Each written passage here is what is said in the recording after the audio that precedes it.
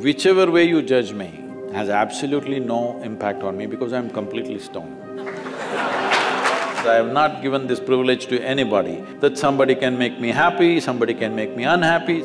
Any moment we could be doing something wrong, so we listen to everybody. But what they say will not determine how I am.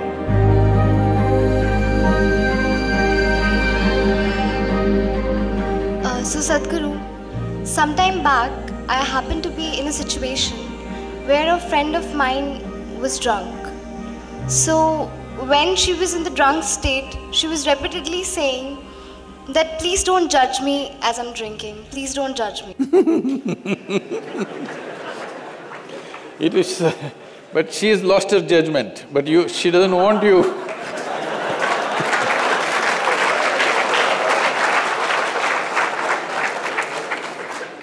So my question is, whether it is alcohol or not, in life, why are we so apprehensive about being judged by others?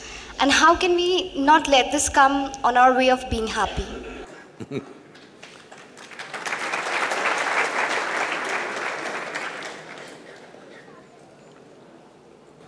Look at me. See, I'm always stoned.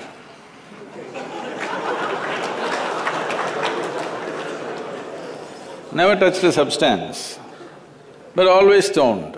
You can judge me whichever way you want.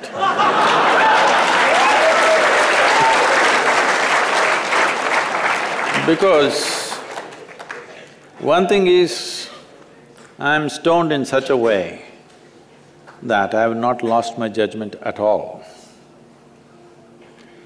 And at the same time, whichever way you judge me has absolutely no impact on me because I'm completely stoned.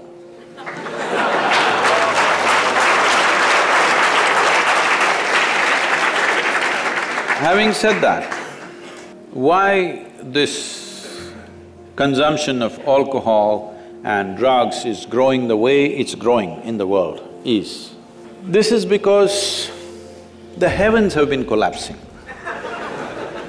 Yes, I was in Bangalore just 3-4 weeks ago. There were over 8,000 people doing a 2-day program with me. And just casually I asked, how many of you think you will go to heaven? Only 5 hands went up. Then I asked, are you all the hell people? No, it's just that both heaven and hell have collapsed in people's minds. This is the first time in the history of humanity that this many people in the world can think for themselves. Otherwise, your priest, your mullah, your pandit or a book was thinking for you. The first time that so many people can think for themselves. Or they're thinking right, thinking wrong, there are many issues about that. But they're thinking right, thinking wrong, but they're thinking. So all illogical things are naturally collapsing.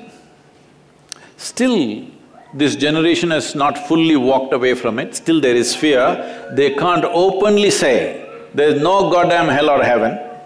They're still fearful about it, but they're trying to make a little heaven for themselves here. So, hey, wait. So naturally, when they're not able to do it for themselves out of their own intelligence, they will fall back on chemicals.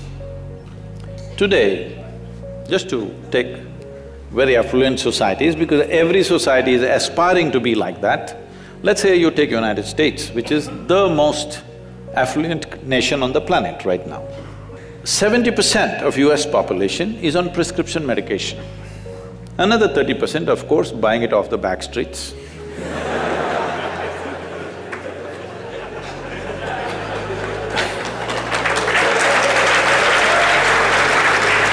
Most affluent nation, obviously affluence is not working. To be healthful, you need chemicals. To be joyful, you need chemicals. To be peaceful, you need chemicals. To be ecstatic, of course, that is ecstasy. So, I'm not even looking at it morally. It's never a moral issue for me. If 90% of this population right now is on chemicals, believe me, the next generation that we produce will be a generation which is much less than us.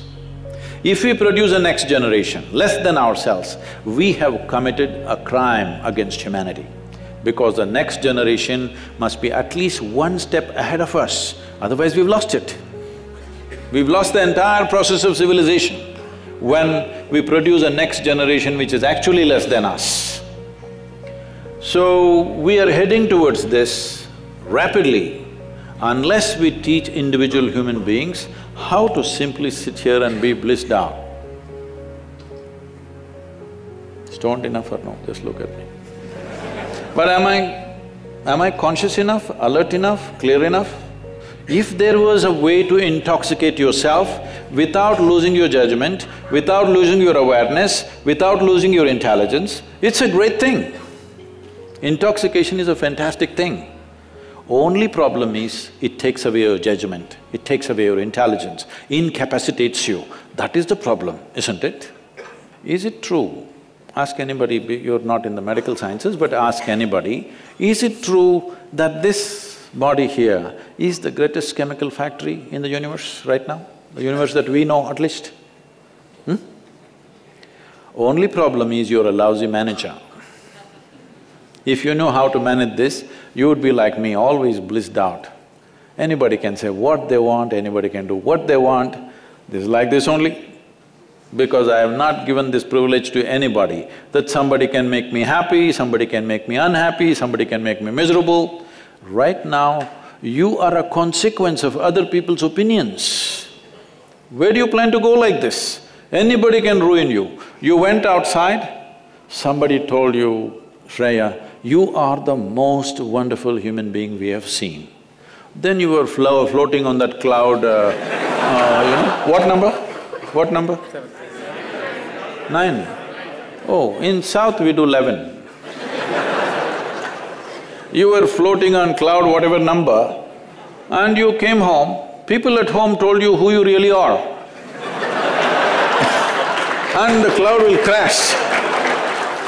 No. It's very important that neither this way or that way, we listen to everybody because we could be doing something wrong. Hello? Any moment we could be doing something wrong, so we listen to everybody. But what they say will not determine how I am. Never, ever. This you must fix and you must tell your friend when she's not drunk. Because otherwise she won't understand.